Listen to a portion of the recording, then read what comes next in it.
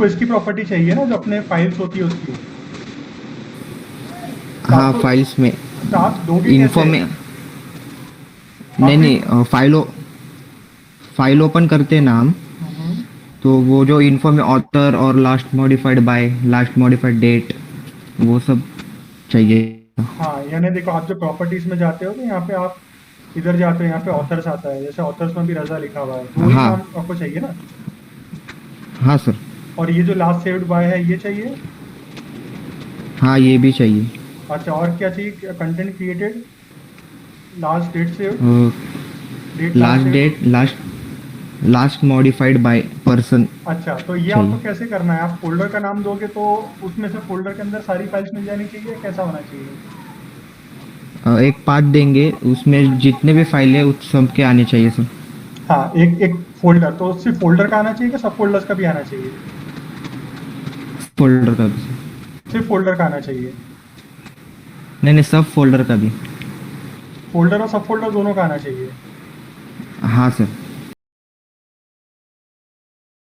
Question ये है कि फ़ाइल पाथ है और यहाँ पे आप फ़ाइल पाथ अपना दोगे।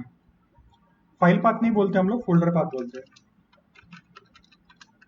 और यहाँ पे फ़ोल्डर पाथ रहेगा, ठीक है? फिर इंसर्ट करते हैं यहाँ पे शेप। हम लोग ये वाला शेप ले लेते हैं, इसको बोलते हैं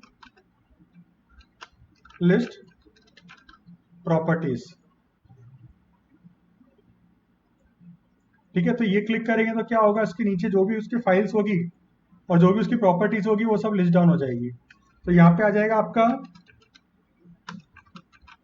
फाइल पाथ, फिर यहाँ पे आएगा ऑथर्स नेम, और यहाँ पे आ जाएगा उसका लास्ट, क्या था Rohan? Last modified by. Last modified by. By, और क्या था? Last modified date. Last modified date. Date, और कुछ चाहिए?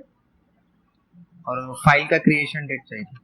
अच्छा, फाइल क्रिएशन डेट, और कुछ? हाँ, नहीं बस।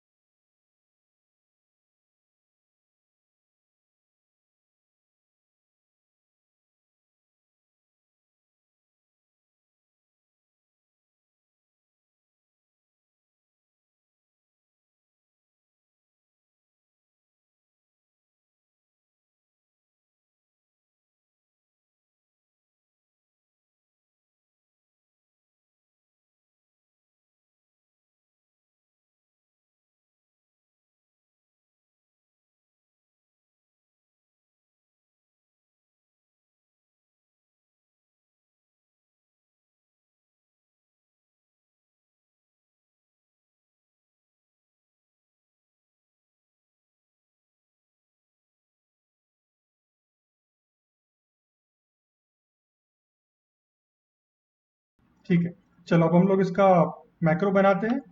सबसे पहले आपको इस बटन के क्लिक करने पे करना है, तो यहाँ पे राइट क्लिक करो और यहाँ पे इसको नाम दे दो। इसको नाम क्या देना चाहिए? Get properties of all files in folder, और न्यू कर देते हैं, है ना? हम यहाँ पे आ गए। सबसे पहले आपको रिकर्शन करने के लिए एक मैक्रो बनाना पड़ेगा, फंक्शन बनाना पड़ेगा, ताकि आप एक के अंदर, एक फोल्डर के अंदर जितने भी अलग अलग फाइल्स है वो सारे के सारे आप पता कर सको। तो वो कैसे करना है, पहले हम लोग उसके लिए काम करते हैं। सबसे पहले हम लोग यहाँ पे लिखते हैं फोल्डर पाथ। तो फोल्डर पाथ में क्या आएगा? ये जो सेल है, ये इस सेल को नाम दे देते हैं हम लोग ताकि इजी रहे। इसको हम लोग बोलेंगे फोल्डर पाथ। अब यहाँ पे जाते हैं, इधर बोलते हैं रेंज फोल्डर पाथ। तो उससे क्या होगा, जो भी रेंज होगा वो फोल्डर पाथ नाम की वेरिएबल में आ जाएगा। अब आपको क्या करना है, यहाँ पे लिखना गेट ऑल फाइल्स। किस में से आपको फाइल चाहिए, आपको फोल्डर पाथ में से चाहिए, है ना। तो आप अभी इतना लिख दो, और ये आपको किस में मिलेगा, कलेक्शन में मिलेगा। तो हम लोग यहाँ पे लिख देते सेट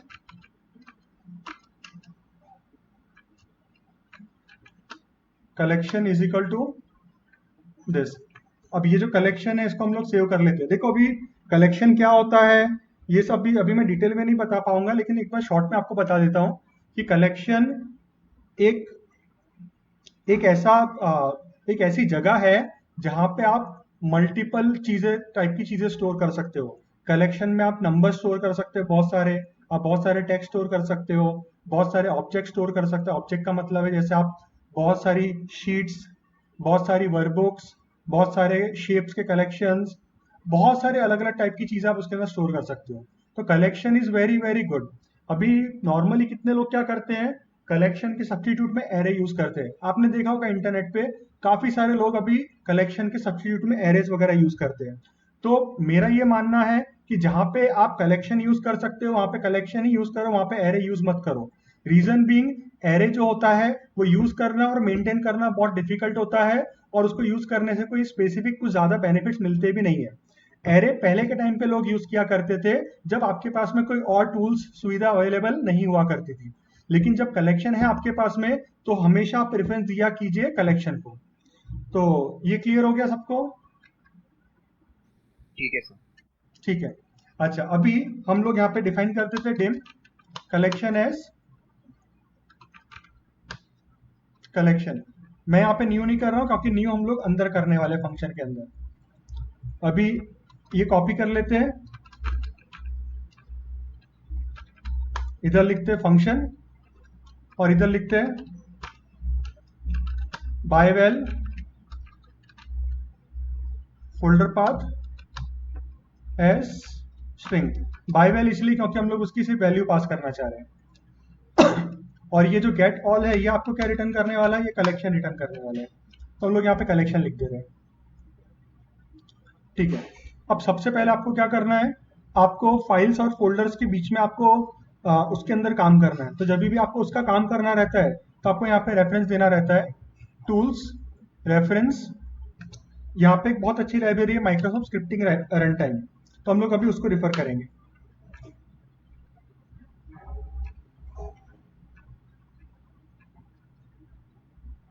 यहाँ पे दिखेगा आपको माइक्रोसॉफ्ट स्क्रिप्टिंग रन टाइम, है ना।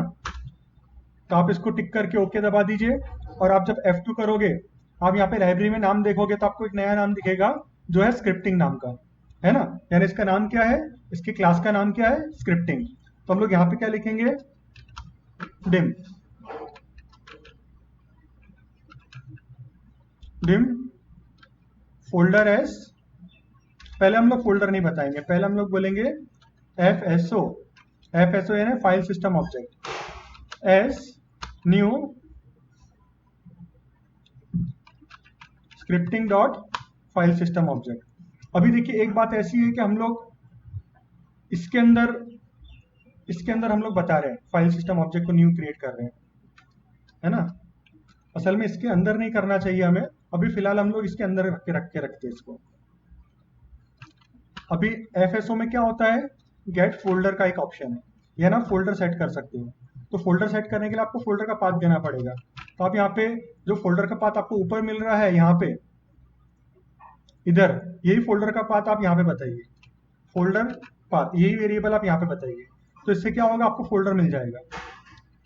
अभी एक और काम कीजिए, आप यहाँ पे ऊपर जाइए, डिम FLDS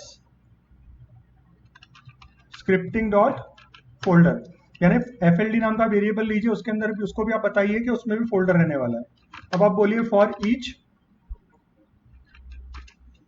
FLD इन FSO dot get folder dot, उसके अंदर के सब फोल्डर्स के अंदर आपको लूपिंग करनी है।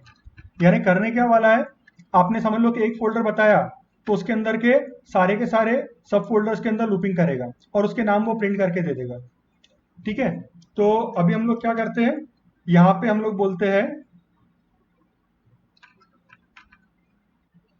कलेक्शन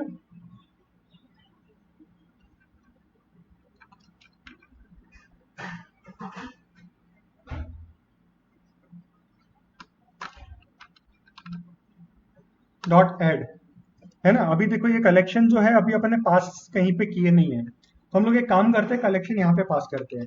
यहाँ पे लिख देते हैं बाय वेल, नहीं इसको हम लोग बाय वेल नहीं बोलेंगे, इसको हम लोग बोलेंगे बाय रेफ। तो ये रहेगा कलेक्शन एस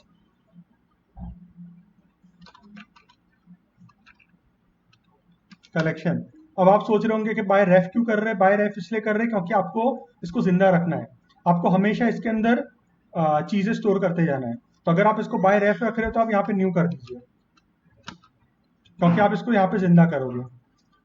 तो खैर, अभी हमारी बात चल रही थी, हमने फोल्डर बता दिया, हमने एफएसओ को भी जिंदा कर दिया, हमने यहाँ पे एफएसओ के अंदर फोल्डर ले लिया, उसके सब फोल्डर्स में हमने बताया। अब हम लोग क्या चाह रहे हैं, जितने भी हमारे फोल्डर्स हैं वो सारे के सारे फोल्डर्स में हम लोग लूपिंग कर रहे हैं।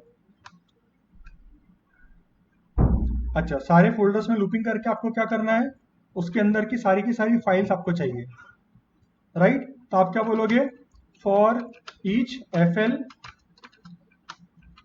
In F L D dot files.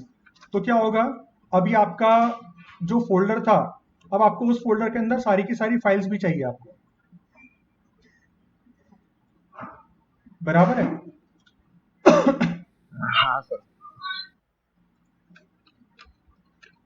अभी देखो इसके अंदर हम लोग थोड़ा रिफाइन भी करते रहेंगे धीरे धीरे कोड को, हमारी जरूरत के हिसाब से।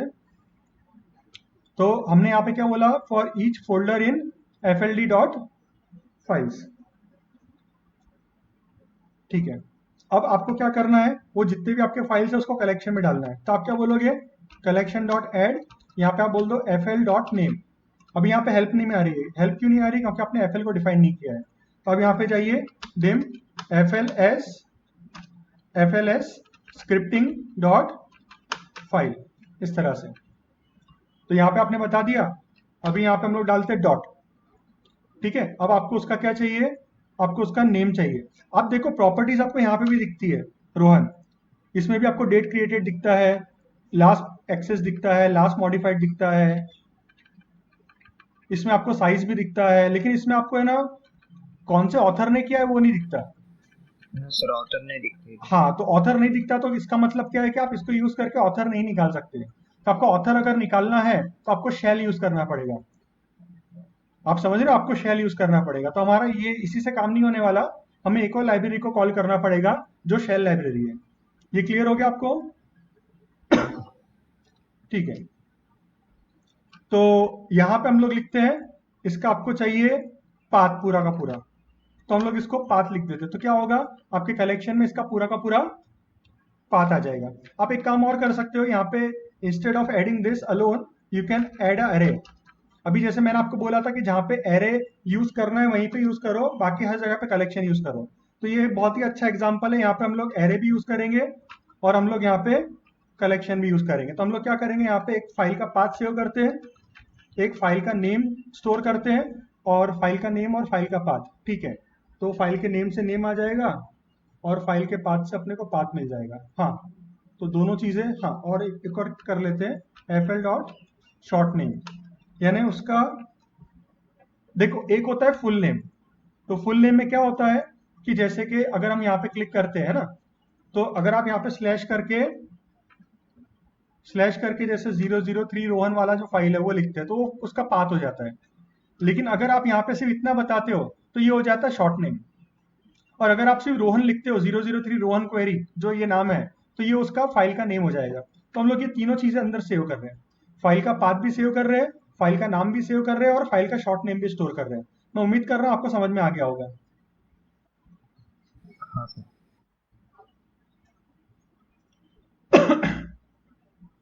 ठीक है, अभी ये हो गया आपका।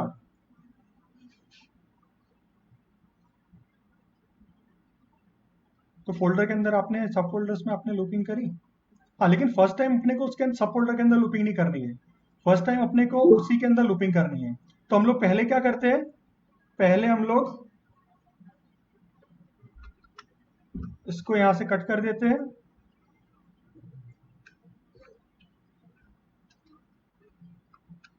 हम पहले इसको इस तरह से लिखते हैं, और इधर हम लोग बोल देते हैं set fld is equal to fso dot get folder, और इसके अंदर हम लोग बोल देते हैं फोल्डर पाथ। तो अभी क्या होगा, आपको आपका ये जो फोल्डर है वो आपके इस वेरिएबल में आ जाएगा। अभी आप उसी के अंदर लूपिंग कर रहे हो और उसी के अंदर आपको ये मिल जा रहा है, ठीक है। अब आपको यहाँ पे आपने जब कलेक्शन में ऐड कर दिया, अब आप वापस से अपने इसी फंक्शन को कॉल करना चाह रहे हो, यही वाला जो फंक्शन है ना, इसी फंक्शन को कॉल करना चाह रहे हो। इसको बोलते हैं रिकर्शन।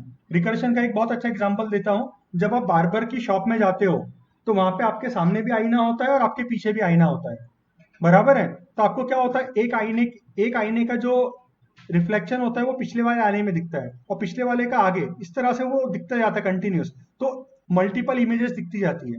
वैसे ही आपने यहाँ पे भी देखा होगा, जब हम लोग इनिशियली जब स्क्रीन शेयर करते हैं तो एक के अंदर दूसरे के अंदर तीसरी ऐसी इमेजेस दिखती जाती है, उसको बोलते हैं रिकर्शन। तो हम लोग यहाँ पे भी रिकर्शन करना चाह रहे हैं। रिकर्शन का मतलब क्या है, जो हमारा फंक्शन है हम लोग उसी फंक्शन को कॉल करेंगे, तो हम लोग यहाँ पे इसी फंक्शन को कॉल करेंगे। अब आप सोच रहे होंगे कि भाई ऐसा क्यों करना है, आपको उसी फंक्शन को कॉल क्यों करना है। तो उसी फंक्शन को कॉल करने का रीजन ये है कि आपका जो फोल्डर आपको मिला है, आपको उसी फोल्डर के अंदर भी आपको लूप करते जाना है। आप समझ रहे हैं? अच्छा, इसमें हाँ, तो इसके अंदर आप है ना एक काम कीजिए, डॉट फाइल्स बोल दीजिए, इस तरह से। हाँ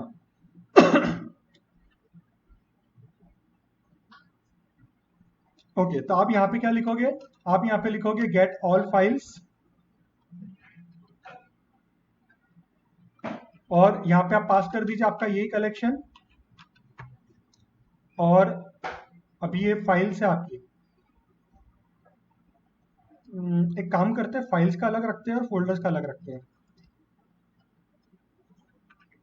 ठीक है। इधर बोलते हैं हम लोग फॉर ईच FLD, FD बोल देते हैं उसको। हमने यहाँ पे FLD, हाँ FD अभी तक के वर्ड यूज नहीं किया, तो FD इन FLD डॉट सब फोल्डर्स। तो देखो क्या हो जाएगा, एक लूप आपका सारी फाइल्स में चले जाएगा और एक लूप आपका फोल्डर के अंदर जाएगा। हाँ, जो फोल्डर के अंदर जाएगा वो क्या करेगा, फोल्डर को ऐड करेगा। तो फोल्डर के अंदर आपको क्या करना है, गेट ऑल फाइल्स, अभी हम यहाँ पे लिख देते हैं कलेक्शन, और यहाँ पे फोल्डर का जो पाथ है यहाँ पे हम लोग लिख देते हैं। अच्छा, अभी अपना फोल्डर का पाथ क्या होगा, fd डॉट पाथ। आपने देखा fd अपन ने जो यहाँ पे डिफाइन किया है, यहाँ पे अपन इसको डिफाइन नहीं किया है, हम यहाँ पे डिफाइन कर देते हैं dim fds scripting dot folder. ठीक है, अब थोड़ा सा एक ओवरव्यू आपको बता देते हैं। यहाँ पे हमने पहले स्क्रिप्टिंग को जिंदा किया, यहाँ पे हमने उसका फोल्डर ले लिया, जो ये फोल्डर पाथ में से आ रहा था, तो ये मेन पाथ है, ठीक है, ये इसका मेन पाथ है। अभी इस मेन पाथ के अंदर आपने क्या किया, आपकी जितनी फाइल्स थी वो सारी फाइल्स को आपने कलेक्शन में डाल दिया, है ना, ये कलेक्शन में डाल दिया। और ये कलेक्शन एक्चुअल में आ कहाँ से रहा है, ये ऊपर से आ रहा है, ये इधर से आ रहा है कलेक्शन। अच्छा, फिर आपने एक और काम क्या किया, आपने फोल्डर बताया, वो जो आपका फोल्डर था उसके अंदर के सारे सब फोल्डर्स के अंदर आप लूपिंग कर रहे हो, और उसको आप टेम्पररी FD नाम के वेरिएबल में स्टोर कर रहे हो। यानी आप क्या कर रहे हो, वापिस से आप गेट ऑल फाइल्स कॉल कर रहे हो और कलेक्शन। और हाँ, अभी जब हम लोग ये कर रहे हैं तो आपको इसकी जरूरत नहीं है, तो आप यहाँ से इसको हटा दीजिए, यहाँ पे इस कलेक्शन की जरूरत नहीं है और यहाँ पे भी आपको इसकी जरूरत नहीं पड़ेगी, तो ये डायरेक्टली आप इसको कॉल करोगे। तो पहले हमने जो ओरिजिनली जो सोचा था हम लोग वैसा नहीं चाह रहे, तो इसके लिए हमने इसको निकाल दिया यहाँ से, ठीक है। तो ये क्या करेगा, सब फोल्डर्स के अंदर लूपिंग करेगा, और उसके अंदर भी जो सब फोल्डर्स है उसके अंदर भी वो कलेक्शन को भेजेगा और ये करेगा। जब वो दूसरी बार अंदर घुसेगा तो फिर से एक नया इसका ऑब्जेक्ट बनाएगा। अभी देखो क्या हो रहा है, ये बार बार नए नए ऑब्जेक्ट बनते जा रहे हैं। तो क्या होगा, जैसे ही आपका ये फंक्शन कंप्लीट होगा तो इसकी जो नई कॉपी है वो भी आपकी खत्म होती जाएगी। ठीक है, आप इसके अलावा ऐसा भी कर सकते हो कि एफएसओ को यहाँ पे मत डिफाइन करो, आप इसको यहाँ पे ना, क्योंकि यहाँ पे क्या हो रहा है, हर बार एक नई कॉपी बना रहे हैं हम लोग एफएसओ की, तो हर बार नहीं बनाना चाह रहे तो आप इसको हटा दो यहाँ से, आप उसको ऊपर डाल दो, यहाँ पे ऊपर डाल दो। और ऊपर डालने पे क्या होगा, आपको यहाँ पे एफएसओ भी पास करना पड़ेगा, तो आप यहाँ पे लिख दो एफएसओ एस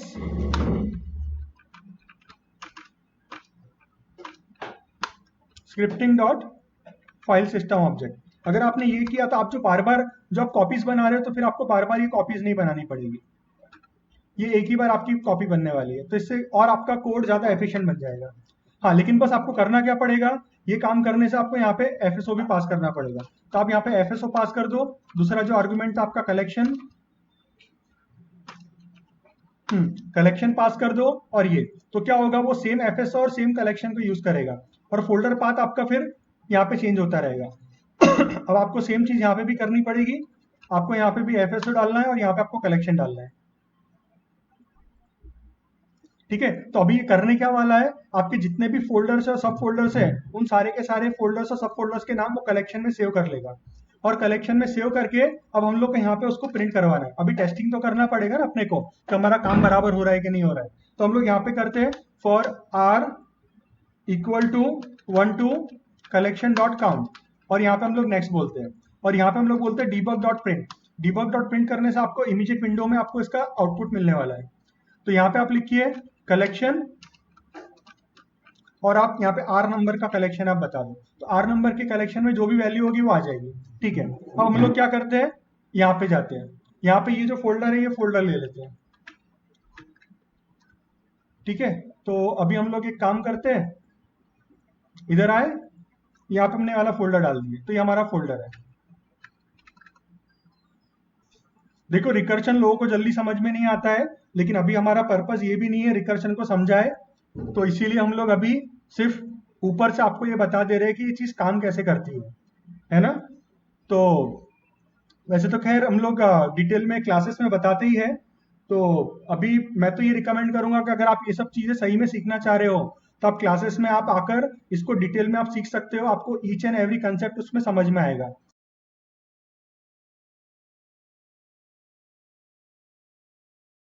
अभी जैसे कि हमें अभी आगे बढ़ना चाहिए, क्योंकि टाइम भी हमारे पास में लिमिटेड है, तो हम लोग आगे बढ़ते हैं। अभी हम लोग क्या प्रिंट करवाना चाह रहे हैं, ये जो हमने सेव किया, वो हमने क्या क्या सेव किया, हमने इसका पाथ सेव किया, हमने इसका नाम सेव किया, और हमने इसका शॉर्ट नेम सेव किया। तो अभी सबसे पहला आप प्रिंट क्या करोगे, 0 नंबर का, यानी उसका पाथ। फिर उसके बाद में आप क्या जानना चाह रहे हो, उसका नाम। फिर उसके बाद में आप क्या जानना चाह रहे हो, उसका शॉर्ट नेम। ठीक है, तो हमने F5 किया, अभी ये चल रहा है, और कंट्रोल जी। अभी आप देख लो यहाँ पे इमीडिएट विंडो में सब चीजें आ गई। सबसे पहले आपकी जो पहले वाली फाइल थी उसका नाम आ गया, यानी उसका पूरा पाथ आ गया, यहाँ पे उस शीट का ये आ गया, और अच्छा ये गलत आ गया, ये अपने को नहीं चाहिए था, ये गलत चीज आ गई, शॉर्ट नेम नहीं है, सॉरी। तो यहाँ पे हमें डॉट,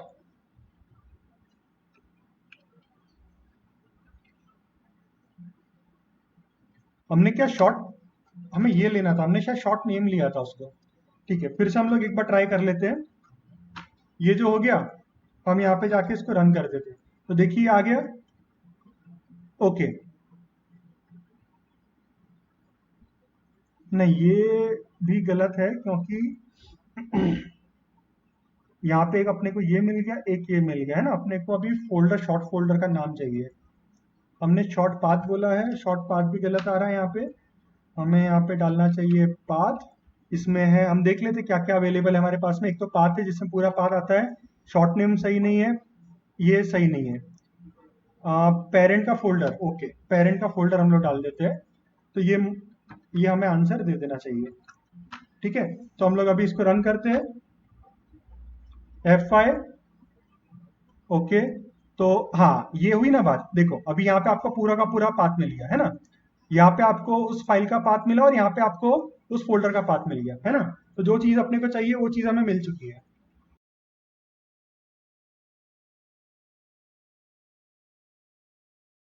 अच्छा, अब आपको यहाँ पे क्या करना है, यहाँ पे अब आएगी मजे की बात।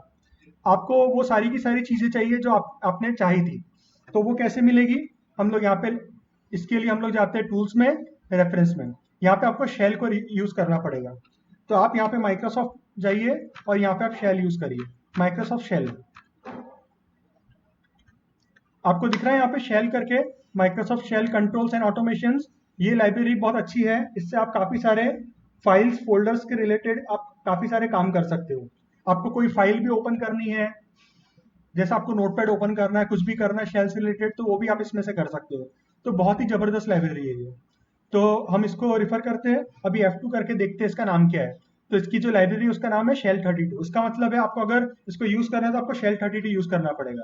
और ध्यान दीजिएगा, अभी हम लोग जो भी यूज़ कर रहे हैं वो अर्ली बाइंडिंग यूज़ कर रहे हैं, हम लोग अभी लेट बाइंडिंग यूज़ नहीं कर रहे हैं। अगर आपको मास लोगों को शेयर करना है तो लेट बाइंडिंग हम लोग यूज़ करना रिकमेंड करते हैं, क्योंकि उससे जो भी आप वर्जन यूज़ कर रहे हो तो उसमें फ़र्क नहीं पड़ता है। तो यहाँ पे बोलते हैं डिम डिम। अच्छा, यहाँ पे आप बता दो as as new shell 32 dot shell. तो हमने यहाँ पे ये बता दिया। अब आपको यहाँ पे सेट करना है, तो आप क्या बोलो, एस एस डॉट। ठीक है, अभी इसमें क्या क्या चीज अवेलेबल है आप वो देख लो। इसमें गेट सेटिंग है, इसमें आपका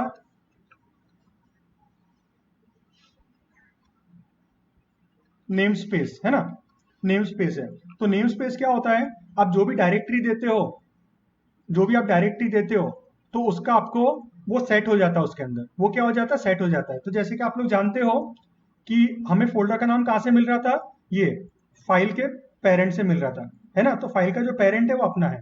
तो आप यहाँ पे क्या लिखोगे, कलेक्शन, कौन से नंबर का कलेक्शन, आर नंबर का।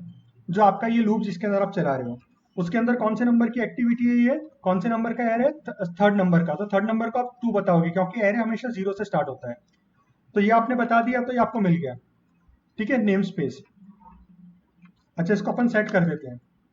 इसको हम लोग सेट करेंगे शेल फोल्डर। इसको अपन बोलते हैं shell folder. Shell folder is equal to this. यहाँ पे डिम कर देते हैं, dim shell FLD as shell 32 dot folder. और एक और चीज आएगी, dim S folder item as shell 32 dot folder item. तो ये दोनों चीजें लगेगी। फोल्डर से आपको फोल्डर मिल जाएगा, यहाँ पे आपको फोल्डर के आइटम भी लगेगी। आप यहाँ पे कर दिए set S FLD item is equal to S FLD dot, इसमें आप डाल दीजिए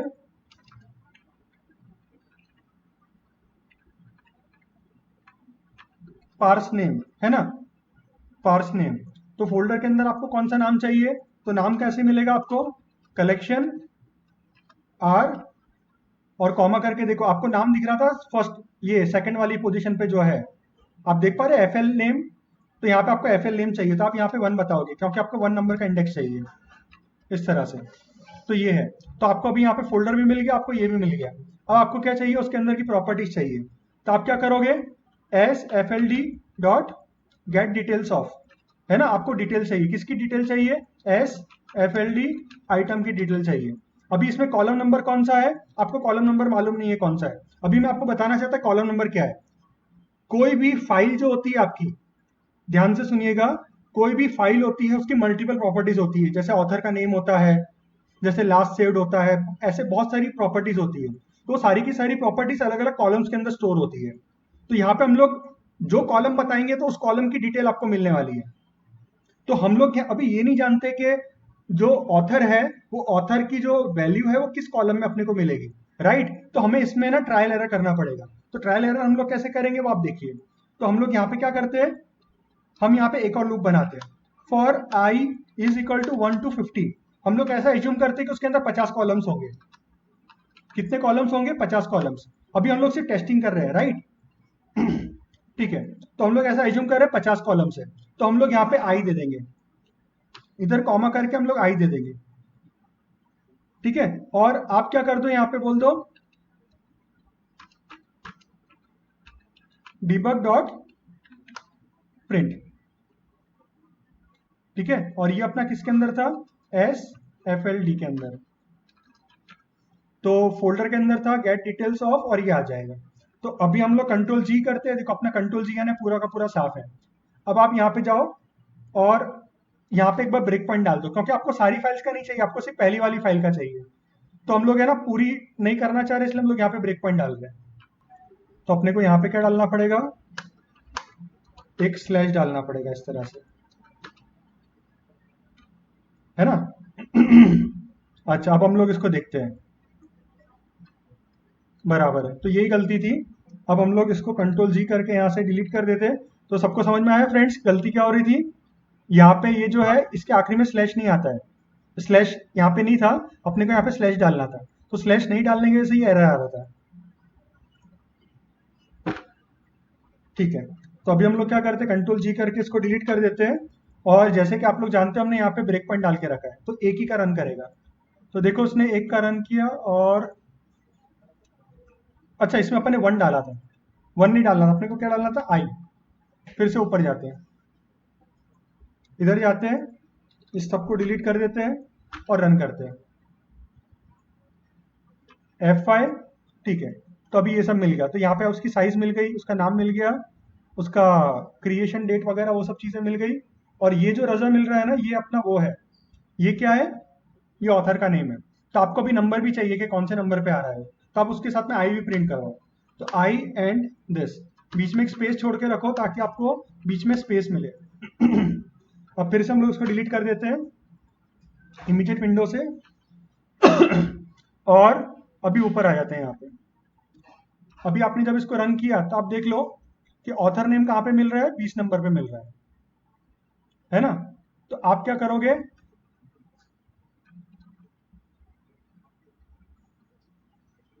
अभी लिख के रखते हैं debug डॉट प्रिंट।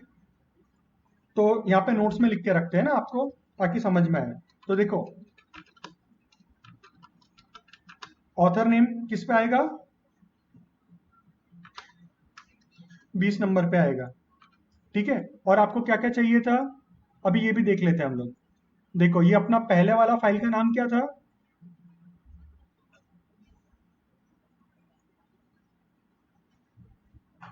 हम लोग ये ले लेते पूरा का पूरा,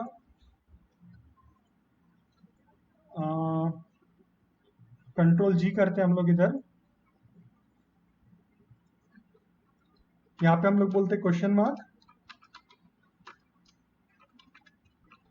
ठीक है। क्वेश्चन मार्क में हम लोग बोलते हैं, सॉरी क्वेश्चन मार्क तो डाला ही नहीं यहाँ पे, तो कलेक्शन, इसमें हम लोग डाल देते आर,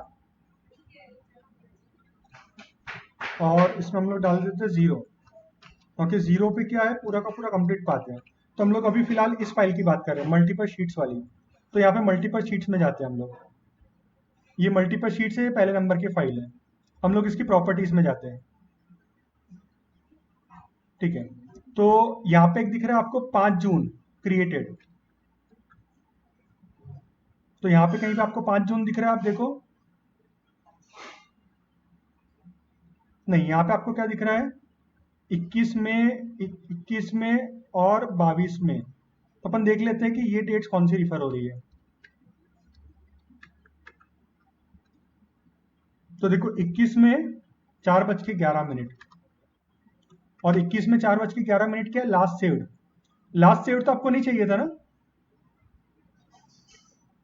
चाहिए था। अच्छा ये चाहिए था। तो अपन एक काम करते हैं, डेट लास्ट सेव्ड लिख देते हैं,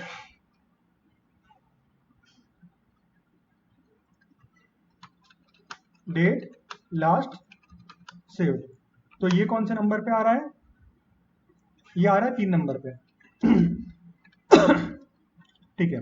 फिर उसके बाद में डेट क्रिएटेड 21 में 3:356 को। तो ये जो है वो क्या होगा, डेट क्रिएटेड 4 नंबर,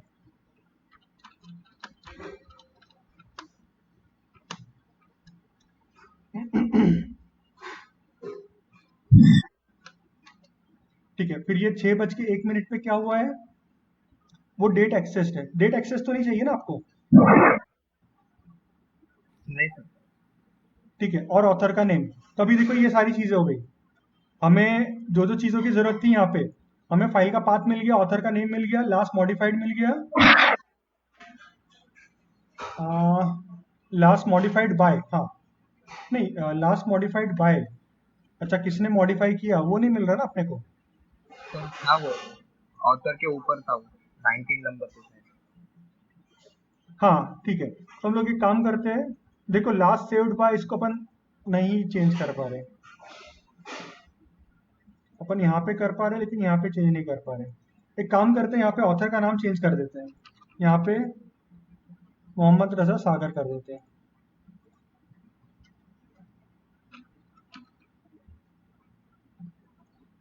ठीक है, अभी इस फाइल का नाम हमने कर दिया मोहम्मद रजा सागर। तो अब हम लोग यहाँ पे ऊपर जाएंगे, इसको हम लोग फिर से रन करेंगे, इतना जो कोड था फिर से रन करेंगे, इसको यहाँ से डिलीट कर देते हैं। अब F5 किया तो ये आ गया। अभी देखो मोहम्मद रजा सागर आ रहा है, यानी ऑथर्स का नेम है, और कहीं पे रजा नहीं दिख रहा ना, अकेला रजा नहीं दिख रहा है। ठीक है, तो एक काम कर, इसको 100 तक के लेके जाए, देखते हैं आगे वाले कॉलम्स में मिल रहा है कि नहीं मिल रहा है।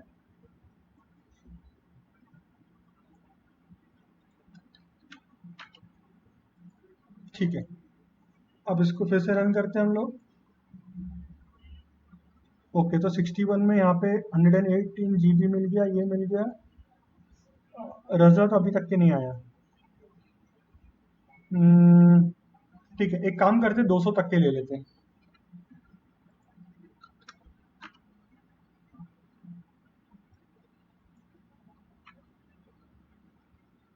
ठीक है, ओके, तो यहाँ पे क्वेरी आया, क्वेरी डेस्कटॉप नो, यहाँ पे ये आया, ये कुछ अलग अलग प्रॉपर्टीज है, ये भी अपने काम की नहीं है। ठीक है, यानी इसके अंदर भी नहीं आया। अब एक अपना लास्ट कर लेते हैं, 1000 कर लेते हैं, पूरा का पूरा ही चेक कर लेते हैं हम लोग। फिर से ऊपर जाते हैं, F5, नीचे से जाते ऊपर, अरे हाँ इसमें ये पूरा का पूरा आपको नहीं देगा, तो हमें ऐसा करना पड़ेगा 200 से 400, क्योंकि इमीडिएट विंडो की भी लिमिट है, वो सब चीज़ें प्रिंट नहीं कर पाता। ठीक है, 200 से 400 में क्या क्या आ रहा है, प्राइवेट अवेलेबल 90% अनरिजॉल्व, तो ये भी काम का नहीं है। फिर 400 से लेकर के 600 देख लेते हैं हम लोग। तो आपको इस तरह से चेक करना पड़ेगा कि आपकी जो काम की चीज़ है वो कहाँ पे आ रही है, कौन से नंबर पे आ रही है। ठीक है, यहाँ पे कुछ भी प्रॉपर्टी काम की नहीं आई। फिर 600 से लेकर के 800 हम लोग एक्सेल में भी डंप कर सकते थे, लेकिन हमने बोला चलो इजी अपना ये है तो यहीं पे कर देते हैं, तो यहाँ पे भी नहीं है। और फिर 800 से 1000,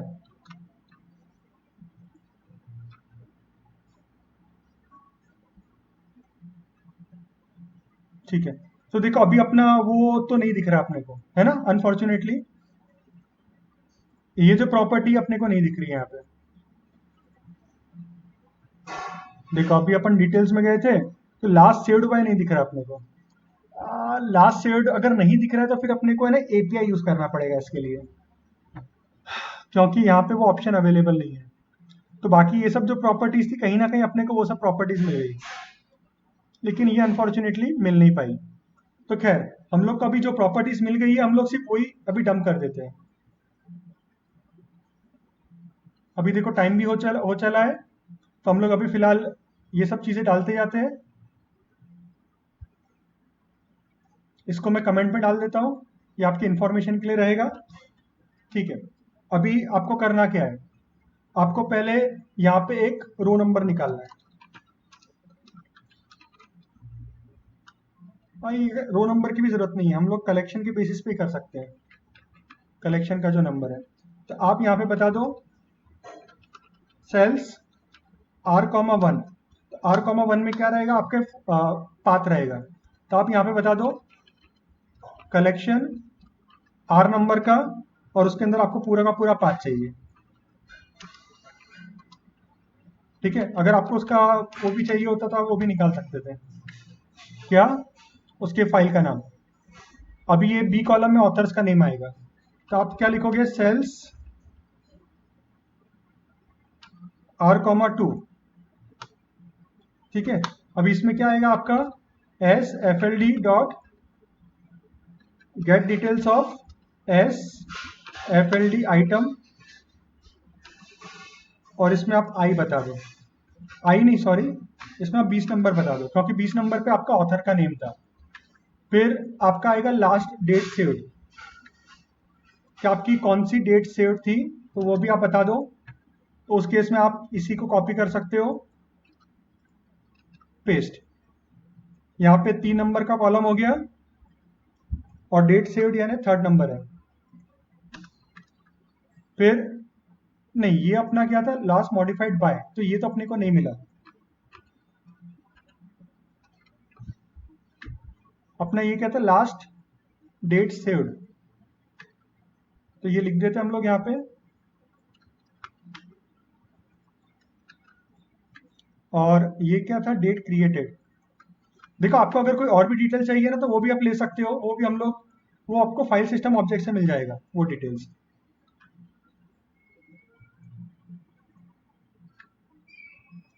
ठीक है, तो इसके अंदर आपका नंबर आ जाएगा तीसरा, और फिर हम लोग इसी को पेस्ट करते हैं, सॉरी इसको पेस्ट करते हैं हम लोग यहाँ पे, ये हो जाएगा चौथा नंबर, और यहाँ पे भी हम लोग चौथा नंबर डाल देते, बस हो गया।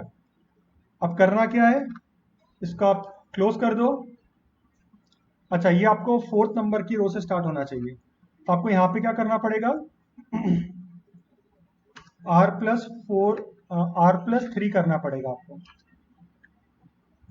हर जगह पे, नहीं तो क्या होगा वो आपका पहली नंबर की रो को ओवरराइट कर देगा, जो आप नहीं चाहते हो। Done, okay. अब हमने इसको क्लोज किया, अब इसको सेव भी कर लिया, और इसको अच्छा नॉट डिफाइंड बता रहा है। भाई क्यों नॉट डिफाइंड बता रहा है, हमने कुछ स्पेलिंग मिस्टेक की है यहाँ पे, कहीं पे किसी को लग रहा है दिख रहा है। सेल्स सेल्स की स्पेलिंग। अरे हाँ, गलती सेल्स की थी, करेक्ट। अब इसको हम लोग बंद कर देते हैं, स्टॉप, यस, ओके। अब हमने इसको क्लिक किया, आप देख लो उसने सबका सब यहाँ पे प्रिंट कर दिया, फोल्डर्स भी प्रिंट कर दिया, सब फोल्डर्स भी प्रिंट कर दिया। अभी आप चेक करोगे तो यहाँ पे उसके अंदर के भी फोल्डर्स आ गए। ठीक है, इस तरह से। तो डेट लास्ट सेव्ड भी आ गया, डेट क्रिएटेड भी आ गया, और ये ऑथर का नेम भी आ गया।